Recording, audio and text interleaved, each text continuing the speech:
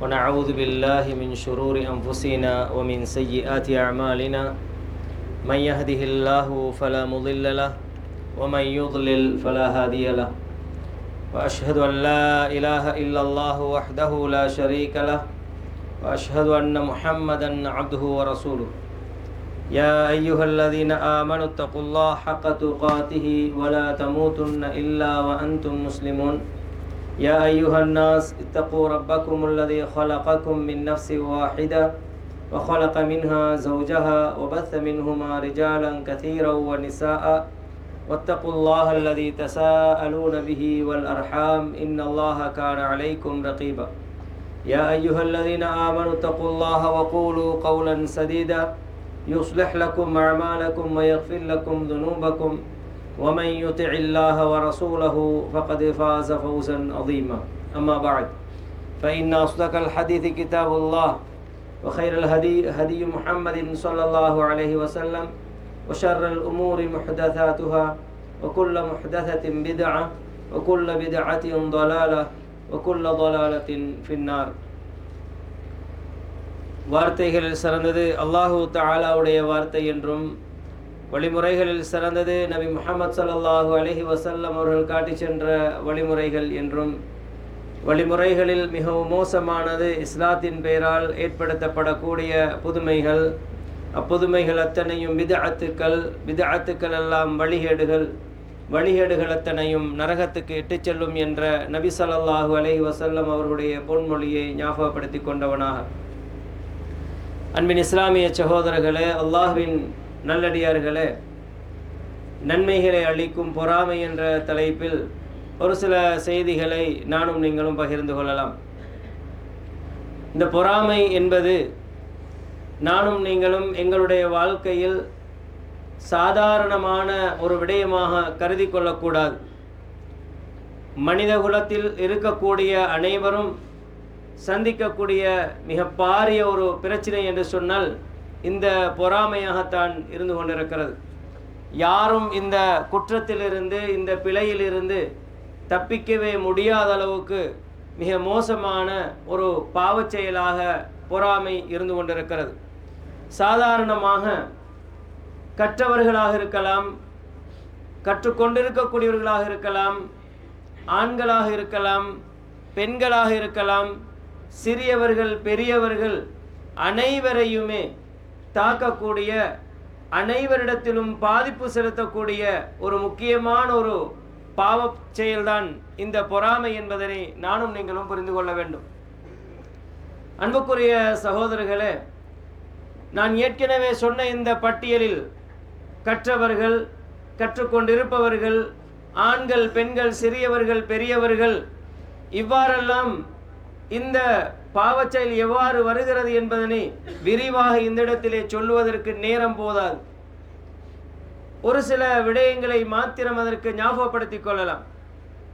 சாதாரணமாக ஒரு கற்றுக்கொண்டிருக்கக்கூடிய ஒரு மாணவன் தன்னுடைய வாழ்க்கையில இந்த பாவச் செயலை எவ்வாறு செய்கிறான் என்றால், அவனுக்கு ஏற்படுத்தப்படக்கூடிய ஒரு மாயை, அவனுடைய உள்ளத்திலே பதியப்படக்கூடிய ஒரு செய்தி, நீ முதலாவது வர வேண்டும், நீ முன்னேற வேண்டும் என்ற ஒரு கருத்தை கொடுத்து விட்டால் சக மாணவர்களுக்கு மத்தியிலே அவன் தன்னுடைய அந்த ஷைத்தானியத்தை காட்ட ஆரம்பித்து விடுவான்.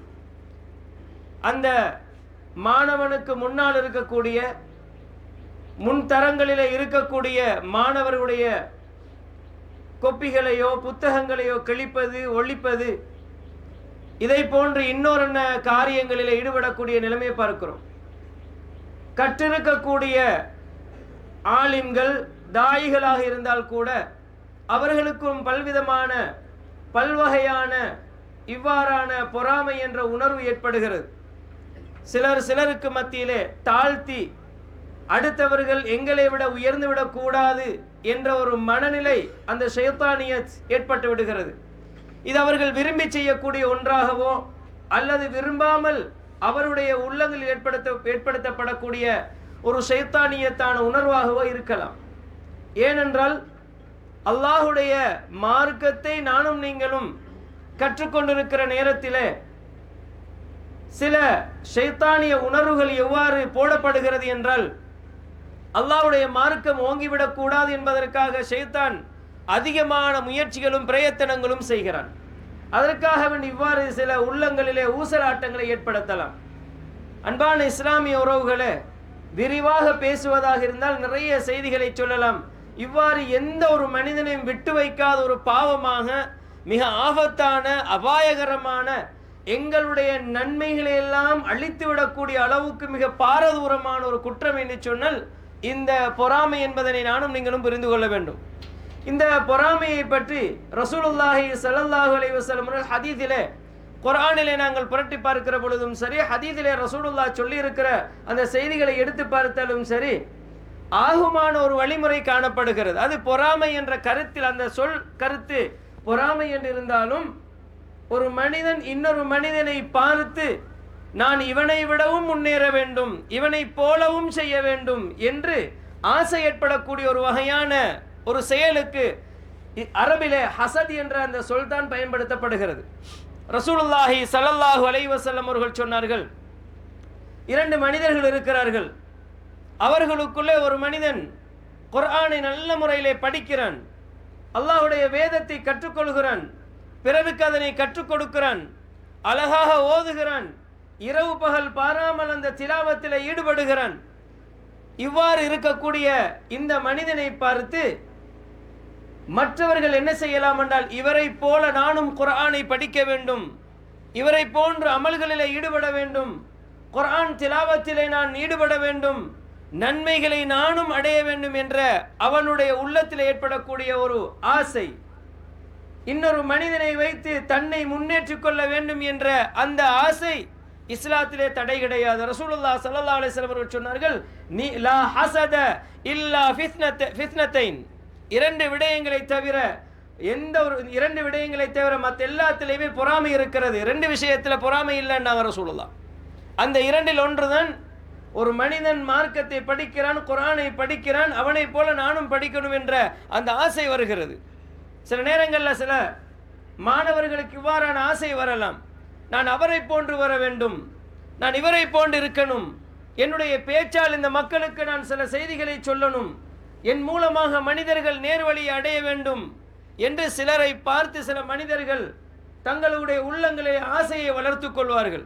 இது பிரச்சனை கிடையாது. இது பொறாமை என்ற சொல் ஹதீஸிலே பயன்படுத்தப்பட்டாலும், நாங்கள் இன்று சமூகத்திலே காணக்கூடிய ரசூலுல்லாஹ் தடுத்த, அல் குர்ஆன் தடுத்த அந்த பொறாமை என்ற அந்த வட்டத்துக்குள் இது வரமாட்டாது. இரண்டாவது, ஒரு மனிதனுக்கு அல்லாஹ் தஆலா வசதி வாய்ப்புகளை கொடுத்திருக்கிறான்.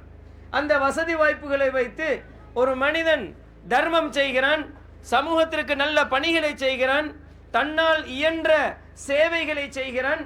இதனால் மனிதர்கள் நிம்மதி அடைகிறார்கள். சில நேரங்களிலே அவர்களுடைய கஷ்டங்கள் நீக்கப்படுகின்றன. இதனை பார்க்கிற ஒரு மனிதன், நான் இவ்வாறு பணத்தை சம்பாதிக்க வேண்டும், இவரை போன்று நான் இருக்க வேண்டும், இவரை விடவும் அதிகமாக என் வாழ்க்கையில் மனிதர்களுக்கு சேவை புரிய வேண்டும் என்று ஒரு மனிதன் ஆசைப்படுகிறான் என்றால் அதுவும் பிழை கிடையாது என்பதனை ரசூலுல்லாஹ் ஸல்லல்லாஹு அலைஹி வஸல்லம் அவர்கள் சொன்னார்கள். புகாரியில் இந்த செய்தி பதிவு செய்யப்பட்டிருக்கிறது. அன்பான இஸ்லாமிய உறவுகளே, இதெல்லாம் நமக்கு தெரிஞ்ச ஒரு செய்தி தான்.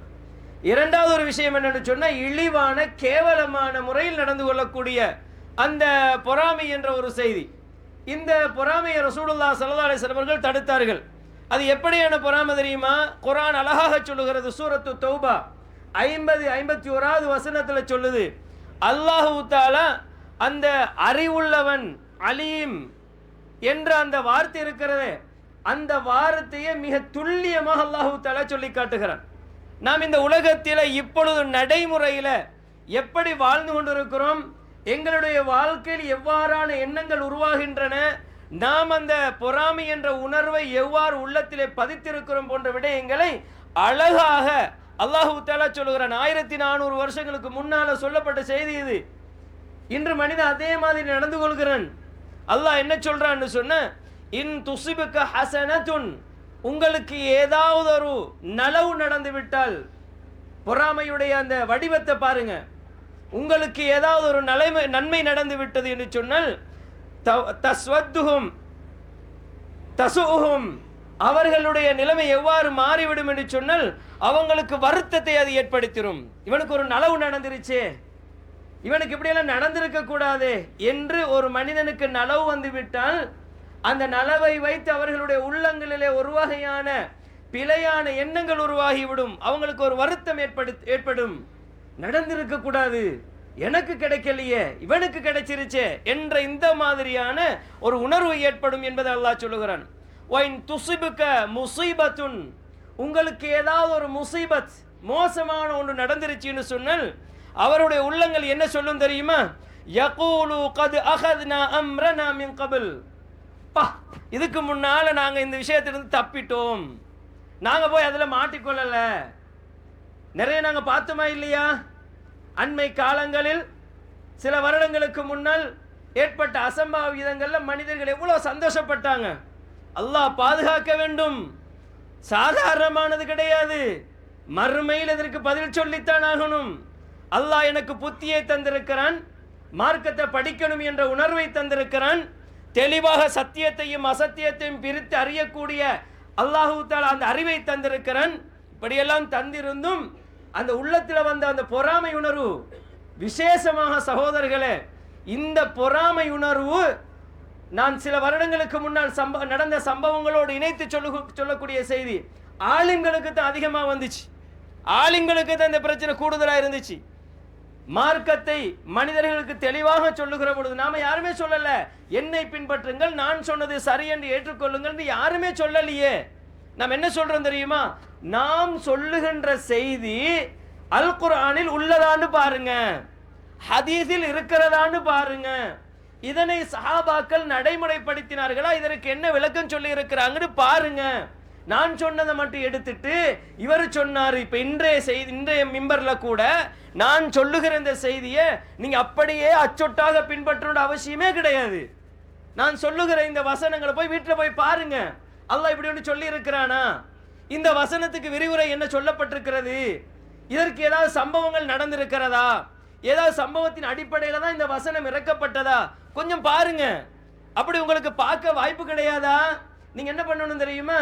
ஆலிம்கள் என்று இருக்கிறாங்களே, அரபு தெரிந்தவர்கள், அரபை வாசித்து விளக்கம் சொல்றவங்க இருக்கிறாங்களே, அவங்கள்ட்ட போய் இந்த வசனத்திற்கு என்ன விளக்கம்னு கேட்கலாம். இது இன்றைய இந்த விஷயத்துக்கு மட்டும் இல்ல, எதை சொன்னாலும் நீங்க அப்படித்தான் பார்க்கணும்.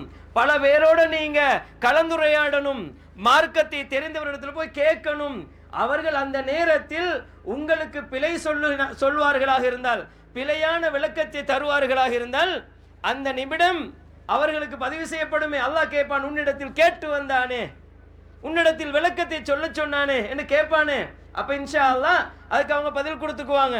எனவே அன்பான உறவுகளே, ஏதாவது ஒரு பிழை நடந்து விட்டால், முசீபத்து நடந்துட்டா, நாங்க இதற்கு முன்னால இதுல மாட்டிக்கொள்ளாம தப்பிட்டோம், இவங்க மாட்டிக்கிட்டாங்க அப்படி என்ற ஒரு வார்த்தையை சொல்லுவார்கள். அது மட்டுமல்ல, அவர்களுக்கு எப்படி இருக்கும் தெரியுமா? அவர்கள் சந்தோஷத்தோடு திரும்பி போவாங்க.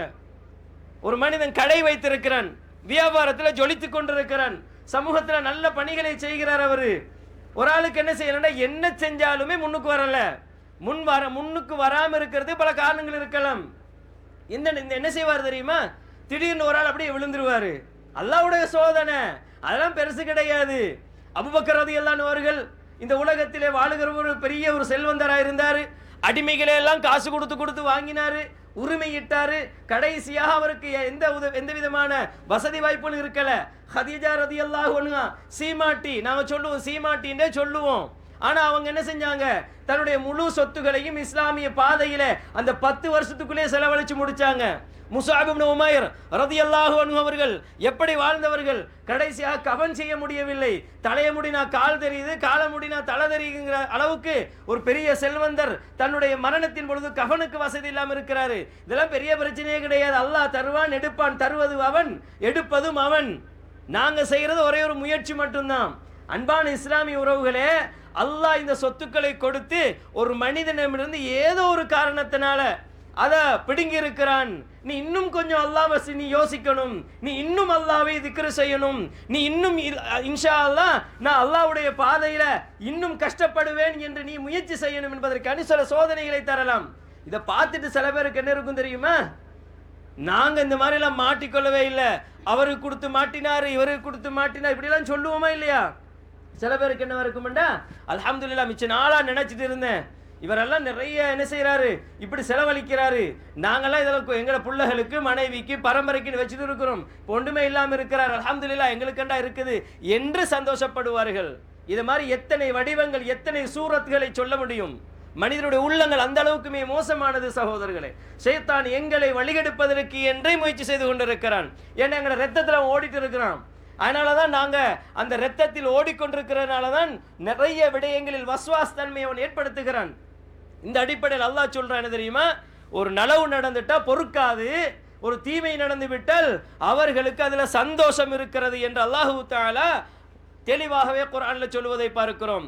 குல், நபியே நீங்க சொல்லுங்க இவங்களுக்கு, லை யுஸீபனா இல்லா மா கதபல்லாஹு லனா, அல்லாஹ் எங்களுக்கு என்ன எழுதி வைத்தானோ அதுதான் எங்களுக்கு நடந்ததுன்னு சொல்லுங்க.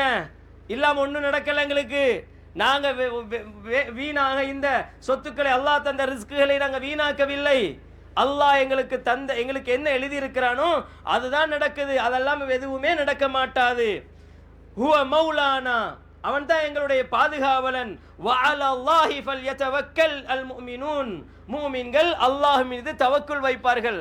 அல்ஹம்துலில்லாஹ், கிடைத்தாலும் அல்ஹம்துலில்லாஹ், இழந்தாலும் அல்ஹம்துலில்லாஹ். இதுதான் ஒரு முஃமினுடைய வார்த்தை என்பதனை அல்லாஹ் திருமறையிலே சொல்கிறான். சூரத்து தௌபா 50-51 வசனம். சகோதரர்களே, இந்த அடிப்படையில் அல்லாஹ் தஆலா ஆதம் அலைஹிஸ்ஸலாத்தை படைக்கிறான். ஆதம் அலைஹிஸ்ஸலாத்தை எங்க வைக்கிறான்னு சொன்னால் சுவர்க்கத்தில் வைக்கிறான். சுவர்க்கத்தில் வைப்பதற்கு முன்னால் ஒரு விஷயம் நடக்குது, என்ன தெரியுமா? மண்ணால் படைக்கப்பட்ட ஆதம் அலைஹிஸ்ஸலாத்துக்கு அல்லாஹ் சுஜூது செய்ய சொல்லுகிறான். யாருக்கு? மலக்குகளுக்கு சொல்லுகிறான். அந்த இப்லீஸுக்கு சொல்றான், நீங்க எல்லாரும் இந்த பேருக்கு சுஜூது செய்யணும். அந்த நேரத்தில் மலக்குகள் சுஜூது செய்தார்கள். அந்த இப்லீஸ் சுஜூது செய்யல. ஏன் செய்யல தெரியுமா? அவனுக்கு ஒரு பெருமை வந்தது. அப்ப பொறாமை என்பது பெருமையாலும் வரும். பொறாமை என்றது பெருமையாலும் வரும் என்கிறது தெளிவா இந்த வசனத்தில் சொல்லப்பட்டிருக்குது. அவன் என்ன சொல்றான் தெரியுமா? நான் நெருப்பால் படைக்கப்பட்டவன். அல்லாஹ் காரணத்துக்கு நான் நீ சுஜூது செய்யல, நான் சொன்னனே உனக்கு செய்யுமாறு, ஏன் செய்யவில்லை என்று கேட்கிற பொழுது அவன் சொல்லுகிற வார்த்தை என்ன? நான் நெருப்பால் படைக்கப்பட்டவன், இவரோ மண்ணால படைக்கப்பட்டிருக்கிறாரு, மண்ணை விட நெருப்பு சிறந்தது என்று அவன் கருதுகிறான். அன்பான இஸ்லாமிய உறவுகளை, அவன் சுஜூது செய்ய முடியாமல் இருந்ததுக்கு, சுஜூது செய்ய மறுத்ததற்கான காரணத்தை சொல்லுகிறான். அல்லாஹு தஆலா என்ன சொன்னான் தெரியுமா? ஆதம் அலைஹிஸ்ஸலாம் அவர்களுக்கு சுஜூது செஞ்ச அந்த மலக்குகளுக்கு அல்லாஹு தஆலா உயர்வை கொடுத்தான். இப்லீஸை ஃபஇன்னக ரஜீம், நீ தூக்கி எறியப்பட்டவன் என்று அல்லாஹு தஆலா அவனுடைய அந்த தூய்மையான சன்னிதானத்திலிருந்து தூரமாக்கிட்டான். இதே போன்று இப்ப பொறாம வளர்ந்துருச்சா இல்லையா, உருவாகிருச்சா இல்லையா?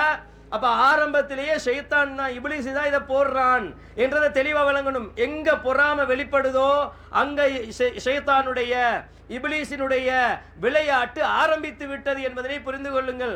அஊது பில்லாஹி மினஷ் ஷைத்தானிர் ரஜீம். அல்லாஹ் தஆலா சூரத்துல் ஃபலக்ல அதைத்தான் சொல்லுகிறான். அல்லாஹ் என்ன சொல்றான்னு சொன்னா, வமின் ஷர்ரி ஹாசிதின் இதா ஹஸத், பொறாமைக்காரன் பொறாமைப்படும் பொழுது ஏற்படும் தீங்கிலிருந்து நான் பாதுகாவல் தேடுகிறேன். அல்லாஹ் கிட்ட பாதுகாவல் தேடணும். ஏன்னா அந்த பவர் எங்களுக்கு கிடையாது. அல்லாஹ் கிட்ட சொல்லணும், யா அல்லாஹ் இந்த ஷைத்தான் வந்து என்ன குழப்புறான், இவனிடம் இருந்து என்னை பாதுகாத்து விடு சொல்லணும். அல்லாஹ் ஏற்கனவே வசனங்களை சொல்லி இப்படி செய்யுங்கன்னு சொல்லுகிறான். அன்பான இஸ்லாமிய உறவுகளே, இந்த அடிப்படையில் அந்த ஷைத்தானை அல்லாஹ் தூக்கி வீசிட்டு ஆதம் அலைஹிஸ்ஸலாம் என்ன பண்ணான் தெரியுமா? சுவர்க்கத்துக்கு அனுப்புறான். சுவர்க்கத்துக்கு அனுப்பி ஒரே ஒரு விஷயத்தை சொல்றான், இந்த மரத்தை மாத்திரம் நெருங்காதீங்க. இப்ப அவனுக்கு இன்னொரு பொறாம வருது. யாருக்காவது நலவு நடந்துட்டா தாங்க முடியாது. யாருக்காவது நலவு, இப்ப ஏற்கனவே மண்ணால் படைக்கப்பட்ட ஆதம் அலைஹிஸ்ஸலாத்துக்கு நாம் பெரிய ஆளு அப்படிங்கிறதுனால சுஜூது செய்ய முடியவில்லை என்று சொன்னவன், இப்ப அல்லாஹ் தஆலா தூக்கி அவனை வீசிட்டு இவரை சுவர்க்கத்துல வச்சோன்னு இவனுக்கு என்ன அடுத்த விஷயம் வருது? மண்ணால படைக்கப்பட்ட ஒரு ஆளை சுவர்க்கத்துல எல்லாம் வைக்கிறதா? எனக்கு இல்லாத அந்த சுவர்க்கமா, இவனையும் வைக்க கூடாது என்கிற முடிவுக்கு இப்லீஸ் வருகிறான். அங்க போய் பேசுற வார்த்தை என்ன தெரியுமா? எனக்கு கிடைக்காது உனக்கும் கிடைக்க கூடாது அப்படின்னு அவன் சொல்லவே இல்லை. ஒரு நாளும் ஒரு பாவத்தை தூண்டுகின்றவன், ஒரு ஷிர்க்கை நமக்கு ஷிர்க்கிலே நம்மை விழுத்தாட்டுவதற்கு முயற்சி செய்கிறவன், இது ஷிர்க்கு என்று சொல்லி எங்களை போட மாட்டான். நல்லது தானே, நல்லா தானே இருக்கிறது, இதுல என்ன பிரச்சனை, சமூகத்துக்கு ஏதாவது நலவு நடக்கிறதா இருந்தா ஏன் நீங்க குழம்புறீங்க, ஏன் இந்த மாதிரி பேசுறீங்க என்று இவர் தான் சொல்லுவாங்க. மக்களை குழப்பணுமா? பாருங்க எவ்வளவு நலவு நடக்குது, இவங்களுக்கு பொறுக்கல. இப்படித்தான் சொல்லுவாங்க. யாருமே சொல்ல மாட்டாங்க மார்க்கத்துக்கு முரணானது பிழையானது என்ற அந்த அடிப்படையில் வர மாட்டாங்க. ஷைத்தான் அதே வடிவத்தில் வருகிறான். ஷைத்தான் இதெல்லாம் சொல்றது அவருடைய திட்டம் என்ன தெரியுமா?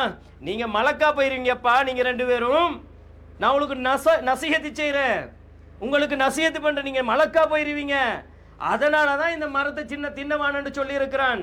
போய் திண்டு பாருங்க, சாப்பிட்டு பாருங்க, மலக்கா போயிருவீங்க நீங்க. எப்படி? நான் உங்களுக்கு நசிஹத்து செய்கிறேன். நிறைய பேர் இப்படி வருவாங்க. நிறைய பேர் பிழையான வியாபாரங்கள், பிழையான வழிமுறைகள், பிழையான தோற்றங்கள் எல்லாத்தையும் அப்படியே உள்ளுக்கு பூத்தி கொண்டு வருவாங்க. வந்து என்ன சொல்லுவாங்க, நீ சமூகத்தில் அப்படித்தான் நடக்குது, வழி எடுக்கணும்னு நினைக்கிறவன் நல்ல சூரத்தில் வருவான். வந்து என்ன சொல்லுவான் தெரியுமா? நலவுக்கு தான் சொல்கிறேன், எடுக்கிறேன்னா எடுத்துக்கங்க, எனக்கு இதில் ஒன்றும் கிடைச்சி போகிறது இல்லை, உங்களோட நலவில்லா போயிடும். இப்படித்தான் வருவான். படிக்கிற மாணவன்கிட்டையும் வருவான், ஆசிரியர்கிட்டையும் வருவான், எல்லாருக்கிட்ட. ஒரு ஆசிரியர் பக்குவத்தோடு நல்ல முறையில் மாணவர்களுக்கு நான் தியாகத்தோடு படிப்பிக்க வேண்டும் என்று ஒரு ஆள் போறாருன்னு வைங்க, இன்னொரு ஆசிரியருக்கு பொறுக்காது. எப்படி வருவார் தெரியுமா? ஆசிரியர் இருந்தால் தவறாக நினைச்சிடாதீங்க. எப்படி வருவார் தெரியுமா? நப்பா நீ வாழ தெரியாத மனுஷன், இதெல்லாம் தியாகம் செய்கிறது, கொஞ்சம் மனுஷனாக பாரு. அங்கே பார், அந்த ஆசிரியரை இந்த ஆசிரியரை பார், அவர் வாகனம் எடுத்திருக்கிறாரு, வீடு கட்டி இருக்கிறாரு, நல்லா ஜொலிச்சு வாழ்கிறாரு, நீ இன்னும் ஃபுட் சைக்கிள் அல்லது ஏதாவது உடஞ்ச ஒரு சைக்கிளில் போயிட்டு இருக்கிற, கிளாஸில் செய்ய இப்போ இந்த மாதிரி சும்மா தியாகம் ஏன் சாகிற சொல்லுவார்கள். அதுக்கு என்ன தெரியுமா காரணம்? இந்த ஷைத்தானுடைய ஊசலாட்டம் தான். அன்பான இஸ்லாமிய உறவுகளே, எல்லாரும் கிடையாது. சில பேர் நலவோடும் சொல்லுவாங்க, நல்லெண்ணத்தோடும் சொல்லுவார்கள், அது வேறு விஷயம். ஆனால் பெரும்பாலுமே இந்த பொறாமை உணர்வு ஒரு மனுஷனுக்கு வந்துடும். சில பேர் என்ன சொல்லுவாங்க தெரியுமா? ஒரு ஆள் நல்ல உண்மையிலேயே நல்ல முறையில் பிள்ளைகளை உயர்வான தரத்துக்கு கொண்டு வராருன்னு வைங்க, ஆசிரியர் ஒரு ஆள், இவருட கற்பித்தல் முறையோ அல்லது வேறு ஏதாவது ஒரு இவருடைய அப்ரோச்சுகள் வந்து ஒழுங்கில்லை, பிள்ளைக்கு ஒரு தெளிவை கொடுக்குதில்லை என்றால் பிள்ளை யார்கிட்ட போகும்? நல்லா படித்து கொடுக்குற நல்லா கவரக்கூடிய ஆசிரியர்கிட்ட போவாங்க. அந்த நேரத்தில் ஆசிரியருக்கு போய் சொல்லுவார், இல்லாட்டி மாணவரை சொல்லுவார், அவர்கிட்ட நீங்கள் போய் இந்த மாதிரி ஏன் செலவழிக்கிறீங்க அப்படின்னு ஒரு வார்த்தை சொல்லுவார். ஆசிரியரை போய் நீங்கள் நிறைய இந்த மாதிரி பண்ணுறீங்க, கவனமாக இருங்க, இந்த மாதிரி தான் சென்ற வருஷம் இப்படி நடந்துச்சு, சென்ற மாதம் இப்படி நடந்துச்சு, இப்போ ஜெயிலில் இருக்கிறாரு போட்டு அவரை பயங்காட்டிடுவோம். ஏதாவது ஒன்று சொல்லி அதை இல்லாமக்கணும் என்ற முடிவு. செல்வந்தர்களுக்கும் இது நடக்கும், நல்ல காரியங்கள் செய்கின்றவர்களுக்கும் நடக்கும். சில பேர் சொல்லுவாங்க, கடன் கொடுக்கிற உதவி என்பது, கடன் உதவி என்பது இன்றைக்கு சமூகத்தில் இல்லாமலே போகிற அளவுக்கு மாறிடுச்சு. கடனே கொடுக்க மாட்டேன்ப்பா, கொடுத்தா தரமாட்டேங்கிறான் அப்படின்னு ஏன் சொல்லிட்டாங்க? ஏன் அந்த கடன் அப்படி இல்லா போச்சு தெரியுமா? ஒரு மனிதன் வட்டியில் போயிடக்கூடாது என்கிறதுக்காக வேண்டி ஒரு சொல்யூஷன், அவ்வளோதான். அதுக்கு நிறைய ரூல்ஸ் இருக்குது, அது வேறு விஷயம். அந்த ரூல்ஸை நானும் நீங்களும் பின்பற்றாதனால மாட்டிக்கிறோம், அது வேறு விஷயம். அப்போ என்ன நடக்குது? இன்றைக்கு கொடுத்தா கிடைக்குதில்ல என்றதுக்காக வேண்டிய நான் கடன் கொடுக்கறதே விட்டுட்டேனே, இதுக்கு பிறகு கடன் கொடுக்கறது இல்லைண்ணா என்ன முடிவுக்கு வந்தாச்சுன்னு சொல்லுவாங்க. அன்பான இஸ்லாமிய சகோதரர்களே, இதெல்லாம் எதனால் என்றால் இதுதான், இந்த உணர்வு தான், பொறாமை என்ற உணர்வு நாங்கள் நன்மை செய்வதை விட்டு தூரமாக்கி கொண்டே இருக்கிறது. நாங்கள் நல்ல முறையில் தொழுது எங்களுடைய வீட்டில் எந்த பிரச்சனையும் இல்லை, குடும்பம் நல்லா இருக்குது, வசதி வாய்ப்பு இல்லை, ஆனால் குடும்பம் நல்ல அழகாக வாழ்கிறோம் என்றால் சிலர் பேருக்கு பொறுக்காது. வந்து என்ன செய்வான்? கணவன்கிட்டையோ மனைவிக்கிட்டே ஊதுவான், என்னத்தையா சொல்லுவான். 2 பேரும் மூட்டி அவங்க 2 பேரும் வீட்டில் சண்டை பிடிக்கிறது, 2 பேரும் பிரிஞ்சிருக்கிறது, மனைவி அவட தாய் வீட்டுக்கு போயிட்டாங்கன்ற செய்தி கேள்விப்படுறதெல்லாம் பெரிய சந்தோஷமாக இருக்கும். அதுக்காக வேண்டியே பெருநாள் கொண்டாடுற மாதிரி கொண்டாடுவான். சமூகத்தில் இருக்கிறார்கள். ஷைத்தானுடைய வேலை சூனியம்ங்கிறது அந்த அடிப்படையில் தான் வந்துச்சு. கண்ணூர் எதனால் வந்துச்சு? கண்ணூர் என்றது இல்லை என்பது கிடையாது. கண்ணூர் ஹக், அது ஐனு ஹக்குன், கண்ணூர் என்பது உண்மை. அந்த கண்ணூர் எப்படி வருது தெரியுமா? பொறாமை உணர்வு தான். எனக்கு இல்லையே, மரத்தை பார்த்து ஒத்த ஏங்குறான், அது இல்லா போகுதுன்றது வந்து ஏக்கத்தால் இல்லா போகிறதல்ல, பொறாமையின் உணர்வு அது.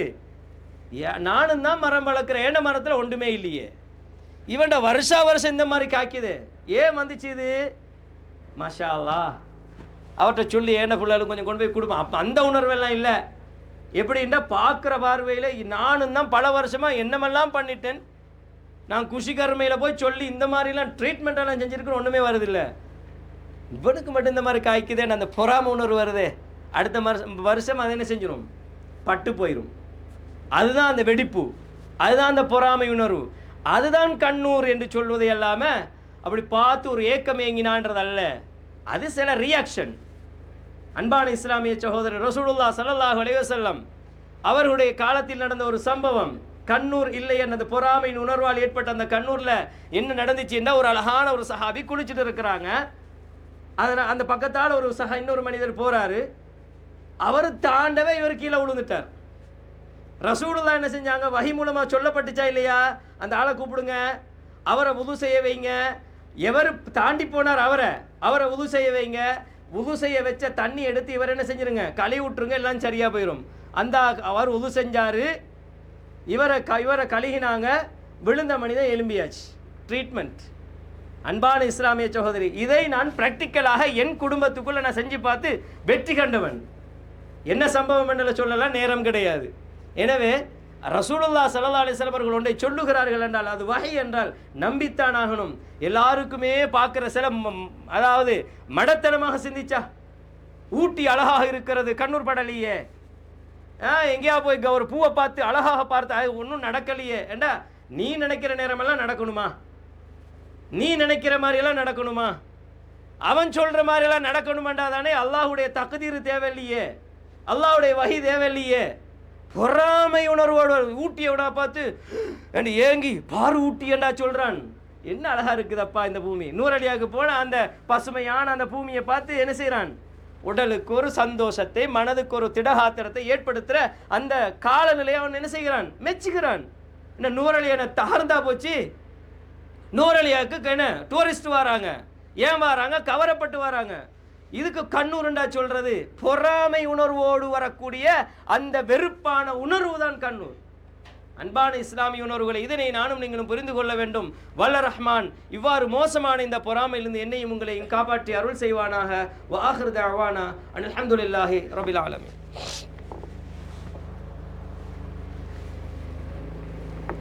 அல்ஹம்துலில்லாஹ் வஸ்ஸலாத்து வஸ்ஸலாமு அலா ரசூலில்லாஹ் முஹம்மது இப்னு அப்துல்லாஹ் அம்மா பஅத்.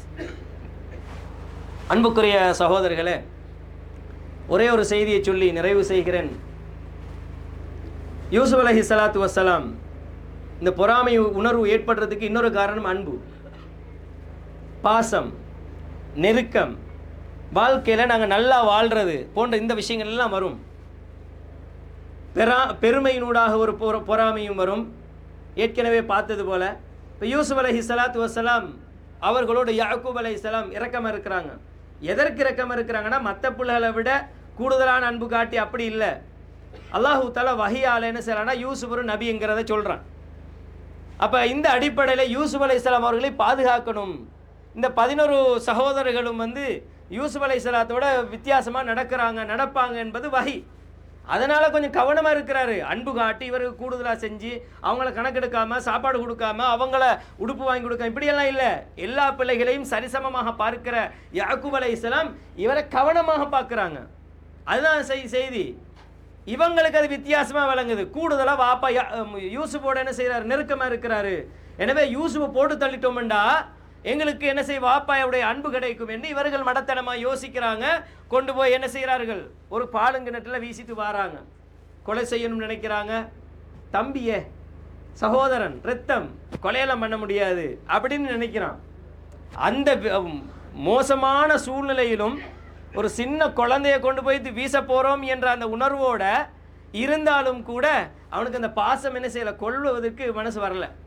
கொல்ல வேணாம், இந்த பாலுங்க ஒரு கிணத்துல போட்டுருவோம், வியாபாரிகள் அந்த பக்கம் போவாங்க வருவாங்க, அவங்க எடுத்து வளர்த்துக்கட்டும் அப்படிங்கிற மாதிரி இவருடைய எண்ணம் உருவாகுது. அல்லாஹு தஆலா அதனை போடுகிறான். இந்த அடிப்படையில் யூசுப் அலைஹிஸ்ஸலாம் கூட அந்த சமூகத்தில் சகோதரத்துவ உறவில் இருந்து அவர்கள் வேறுபடுத்தப்பட்டார்கள். அப்போ எதனால் சின்னதை பொறாம அன்பு. இதே தான் சகோதரர்களே, நானும் நீங்களும் வீடுகளில் எங்களுடைய பிள்ளைகளோடு நாங்கள் ஏற்றத்தாழ்வோடு நடந்து கொள்வோமாக இருந்தால், பிள்ளைகளை சரிசமமாக நாங்கள் பார்க்கவில்லை என்றால், அவர்களை நாங்கள் ஒருவருக்கு முத்தமிட்டால் இன்னொருவருக்கு முத்தமிட நாங்கள் பழகிக்கொள்ளணும். அது கூட ஒரு பிள்ளைக்கு பாதிப்பை செலுத்தும். நான் அவன் மோந்தாங்க, என்ன முத்தமிடவில்லை, தங்கச்ச முத்தமிட்டார்கள், என்னை முத்தமிட, இதெல்லாம் ஆம்பளை புள்ள பொம்பளை பிள்ளைக்கு வரக்கூடிய பிரச்சனை, பெரியவங்க சின்னவங்களுக்கு வர பிரச்சனை. எந்த அளவுக்கு என்று சொன்னால் சில பாதிப்புகள் எல்லாம் வந்திருக்குது. இந்த இடத்துல சில சின்ன பிள்ளைகள் இருக்கிறதுனால அந்த பாதிப்புகளை நான் சொல்லவில்லை. மிக ஆபத்தானது. உள்ளத்தில் ஷைத்தான் ஊசலாட்டத்தை ஏற்படுத்திடுவான். அந்த புள்ளன்னு கூட பார்க்க மாட்டாமே. இல்லை உனக்கு இல்லையாண்டா, உனக்கு உன் வாப்பா காட்டுறாரு இல்லை, உன் உம்மா காட்டுறாங்க இல்லை என்றாலே போதும். தங்கச்ச பண்ணணும், வழி ஒன்று பண்ணணும், முடிவு எடுப்பான். அன்பான இஸ்லாமிய உறவுகளே, இதுக்கெண்டே சில பேர் நேர்ந்து விட்ட மாதிரி அலைஞ்சு திரிவாங்க. பாத்தியா, உனக்கு தங்கச்சி கொடுத்துருக்குற, உனக்கு ஒரு சொத்தும் கிடையாது, திருமண பிரச்சனையில வந்துடும். கடைசி இவர் கஷ்டப்படுவார். அப்ப குடும்பம் பிரிக்கிற வேலை, பொருளாதாரத்தில் சீரழிக்கணும், பொருளாதாரத்தை இல்லாமக்கணும்.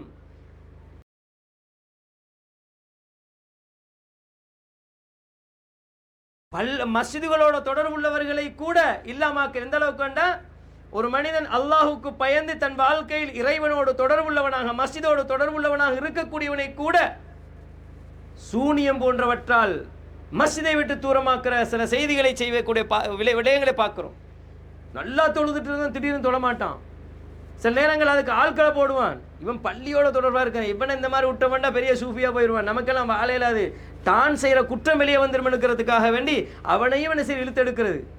ஊரில் நல்ல பேரை கேட்டக்கூடாது, அவனை ஆள் போட்டு என்ன செய்கிறது, பிரைன் வாஷ் பண்ணுறது, பொறாமையின் உணர்வு, இப்படி எல்லாம் இருக்கிறது. சகோதரர்களே, நாம் அல்லாஹ்வின் அடியார்களாக மாறுவதற்கு, இபாதுர் ரஹ்மான்களாக மாறுவதற்கு, சுவர்க்கம் செல்வதற்கு தடையாக அமைவதும், நல்ல பல காரியங்கள் ஈடுபடுவதற்கு தடையாக அமைவதும் இந்த பொறாமை என்பதனை நானும் நீங்களும் மறந்துவிடக் கூடாது என்பதனை புரிந்து கொள்ளணும்.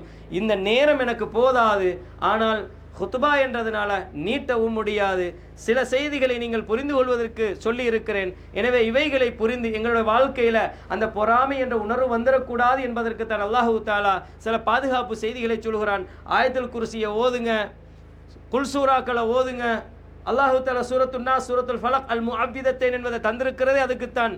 எப்போ உங்களோட உள்ளத்தில் ஏதாவது ஒரு வித்தியாசமான எண்ணம் வருதோ அப்போ உங்களுக்கு விளங்கும், வித்தியாசம் விளங்கும். விளங்காதுன்னு யாரும் இல்லை, எனக்கு ஏதாவது ஒரு வித்தியாசம் வர போக்கில் விளங்குது என்றால் எல்லாருக்கும் விளங்கத்தான் வேண்டும், எல்லாருக்கும் விளங்குது.